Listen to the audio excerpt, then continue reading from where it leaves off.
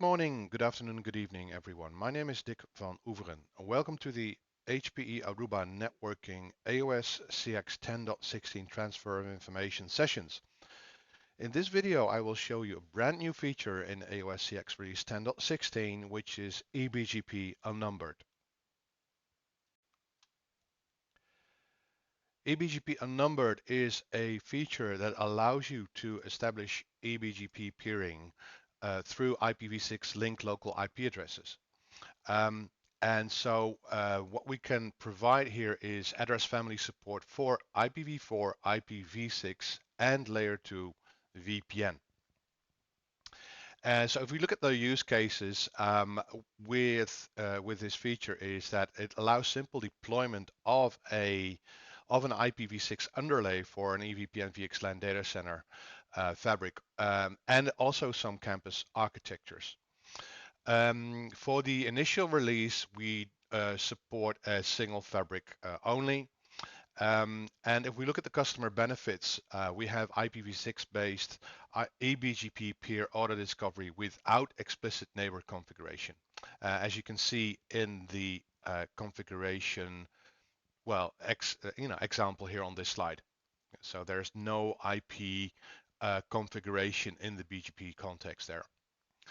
And so IPv6 addresses on the fabric interfaces, BGP peer definitions, routing policy, and AS number configurations are not really required here. And so the other benefit that we have is that the configuration is very, very reduced, which also gives you less provisioning errors. If we look at the support, and before I go into the supported platforms, automation simplification with reduced IPAM, which means that, because you don't have to use IPv4 addresses, you can really simplify the setup here using IPv6 linked local addresses. And then finally, if we look at the platform support, these are the platforms that are supported: the 63, 6400, 8100, 8325, the 8360, 9300, and the CX10000 switch are all supporting this eBGP unnumbered neighbor feature. Now let's have a look how things looked like before 10.16. You can see in the BGP context that you have to specify for the neighboring, you would have to specify all your neighboring peers, including the remote AS and the update source, right? And then you would have to enable or activate the neighbors for IPv4 and for layer 2 VPNs. So it's a much more complex BGP configuration. And so and again, you would require IP addresses to establish the eBGP peering. And also the remote autonomous system was required to establish the eBGP peering. And this is what the configuration looks like with the eBGP unnumbered neighbor feature. Let's start with a new command that we have in the BGP context. It's called neighbor, and instead of specifying an IP address in the neighbor section here, we specify a physical interface. So in this case, it's 1/1/1 and 1/1/2. And then what we have to do on the physical interfaces, we have to configure the link local IPv6 address. And so the link local IPv6 address is an IPv6 address where the first section here is FE80, and this defines the link local address, and then the subsequent bytes are the MAC address of the system. Okay, and that's how the IPv6 link local address is defined. So that has to be specified on the physical interface, and we need to suppress the router. Disable the suppression of the route advertisement. This is because the peers, they need to be able to see the link local addresses, right? So it's the definition of the IPv6 link local address and disabling the route advertisement suppression for the neighbor discovery. And so that's required to learn the neighbor IPv6 link local address. And then what happens is that BGP uses the neighbor IPv6 link local address to establish the session. Another command which is useful is that if you want to clear a BGP session, typically you would do that based on an IP address. However, with the eBGP unnumbered, you have to clear the BGP session on the physical interface. And let's have a look at the feature summary. So with eBGP unnumbered, the BGP peer and remote AS auto discovery is supported without explicit neighbor IP configuration, as you've seen in the previous slides. And so this is a new command, neighbor with the interface name instead of the IP address. So and that's been added to support this feature. The IPv6 address link local and no IPv6 neighbor discovery suppress root advertisement has to be configured to learn the neighbor IPv6 link local IP address.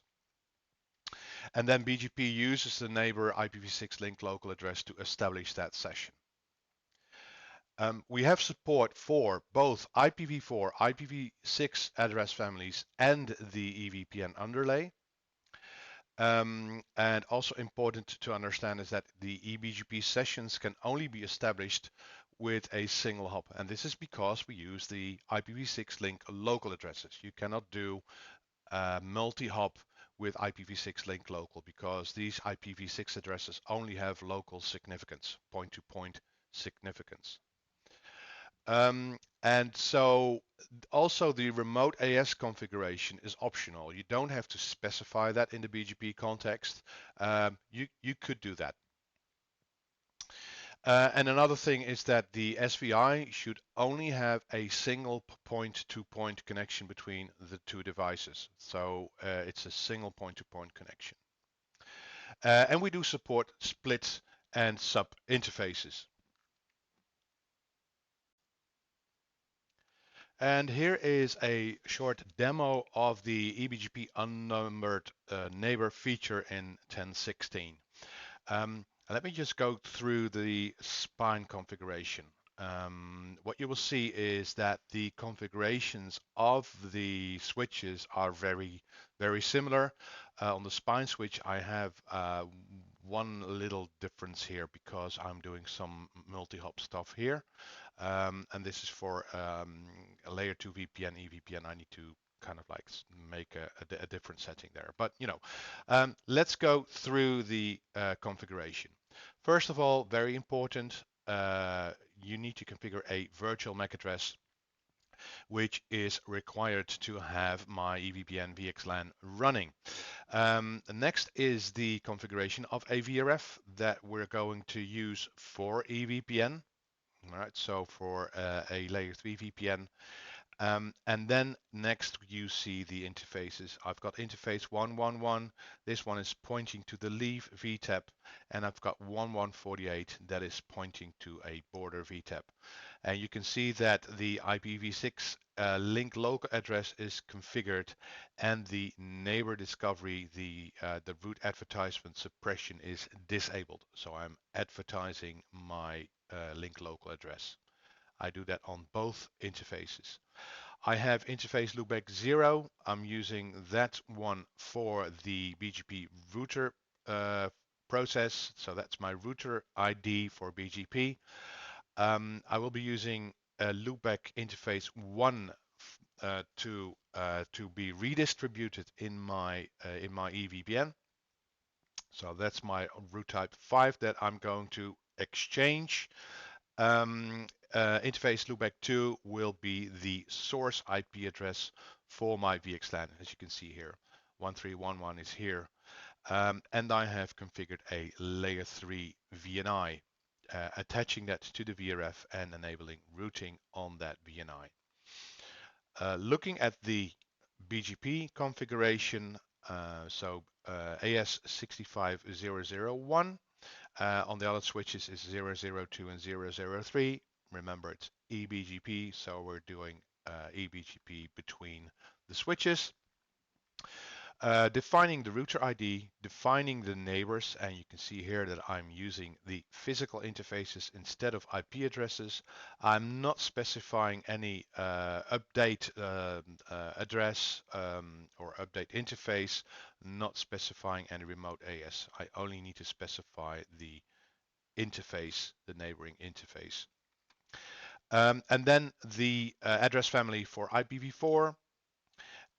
So activating the neighbors, and I'm redistributing my loopback interfaces, which means that I'm redistributing loopback 0 and loopback 2. And then I have my layer 2 VPN EVPN address family, where I activate the interfaces. I am enabling the extended communities so that my RTs are exchanged. And what you can see here is I have another command here, next hop unchanged, and I need to use this next hop unchanged on the spine here, so that if I advertise routing information from one of the VTAPs, I am not changing my next hop, right? So the routing information that comes in on the leave VTAP that comes from the border VTAP will show the border VTAP IP as the next hop for my layer 3 VPN, and so that next hop will be the VTAP source IP address, and in this case, you know, it would be either 1312 or 1313. So it's very important that if you do have a spine in between, if you want to advertise the RTs, RT5s, you need to set also the RT2s. Obviously, you need to set the next hop unchanged on the spine, pointing to the leaf switches. And let's have a look at the result. For the leaf VTAP. And what you'll see is if you do the same thing on the border VTAP, you'll have similar results. So first of all, showing the IPv4 unicast summary, which shows you the peering and also the IP routing table. So this is for the IPv4 address family. And then the bottom two ones are for the layer 2 EVPN. So you can see in both situations, the peering is established. And if I have a look at the neighbor information, you can see that the next hop here is the link local address with the MAC address and the interface number here. And by checking out the IP routes, I can see the routing information here for the IP addresses, and then the next hop being the spine switch. Okay. And you see something similar on the border VTAP. If we do the peering, you can see that the peering is established for both IPv4 and layer 2 VPN. And again, you can see that the neighbor, which in this case is the spine switch. And you can see the routing table, which is complete.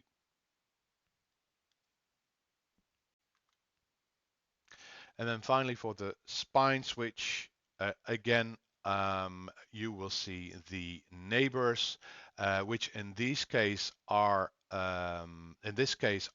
the IPv6 addresses for both the switches. So you will see the IPv6 link local address of the leaf VTAP. That's on 111.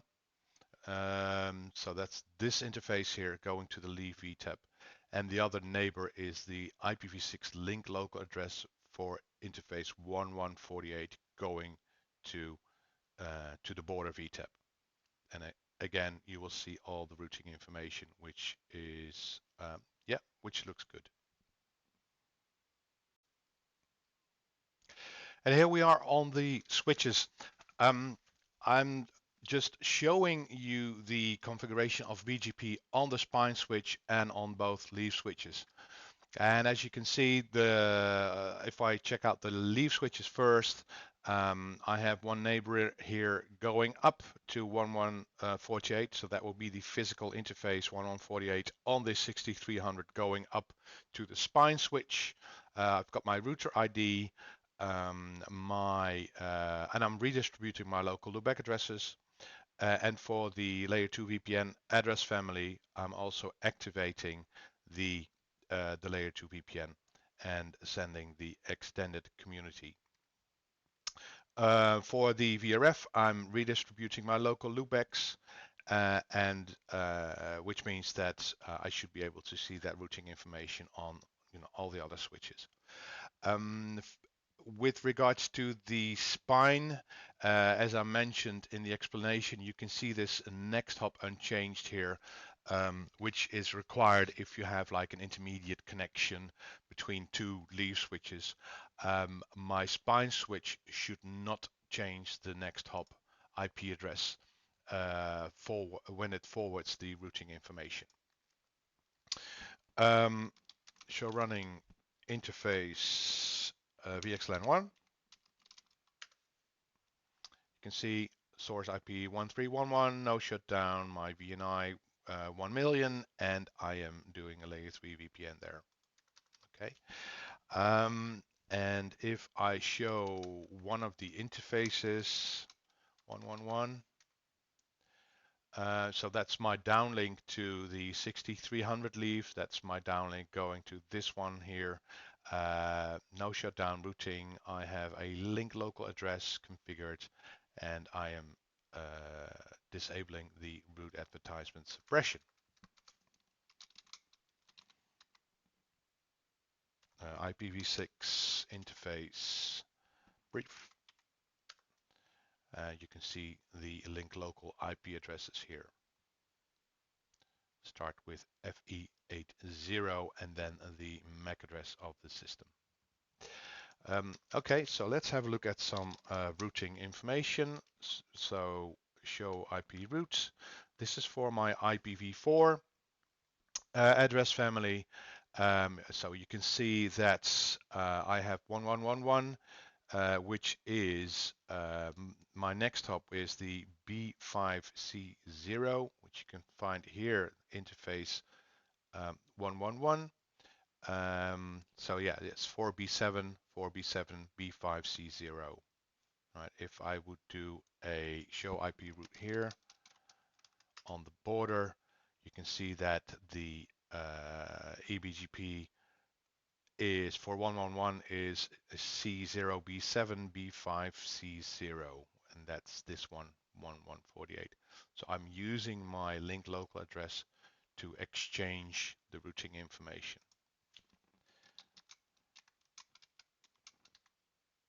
If I do this, you can see the routing information for my layer 3 VPN.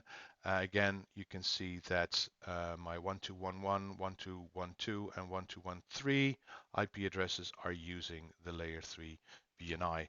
If I were to show IP route VRF red, you can see that routing information as well. All right, so 1211, my next hop is 1311, which is this switch here, which is the spine switch, and I've got 1212, and my next hop for 1212 is 1312, and this is the unchanged next hop. All right, so if I do a show IP interface brief, you will see that my loopback 2, which is the VTAP source, is 1312.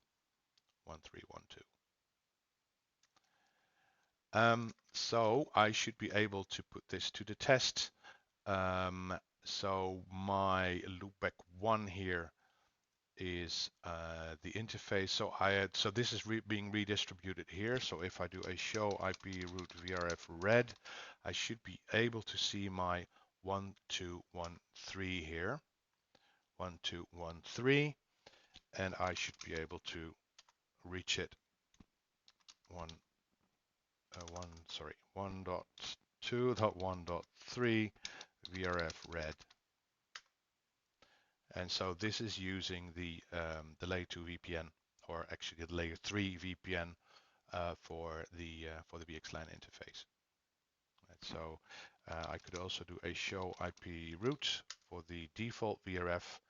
You can see that's my 1111, which is the spine switch, is learned through BGP, eBGP, and I've got the 1112, which is local, and the 1113, which is also learned through BGP. So if I would ping 1.1.1.3, which is my leaf switch here, I should be able to reach that as well.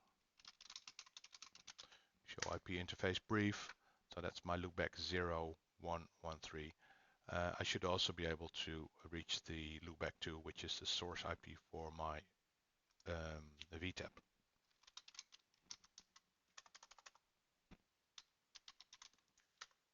There you go. And that concludes the demo. And with that, I would like to thank you for watching this video and wishing you a great day.